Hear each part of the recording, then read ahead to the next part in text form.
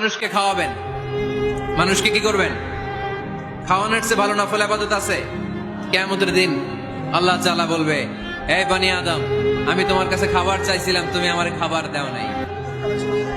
বনি আদম বলবে, আল্লাহ আপনি যদি খাবার চাইতেন খাবারের বস্তা নিয়ে যাইতাম। আল্লাহ তাআলা বলবেন, এই যে না খেয়ে থাকা পথ শিশুগুলো, শীতের রাতে শুয়ে থাকা না খেয়ে থাকা শিশুগুলো খাবার চেয়েছিল, তুমি খাবার দাও নাই। ওদেরকে খাওয়ালেই আমি আল্লাহকে খাওয়ানো হয়ে যেত।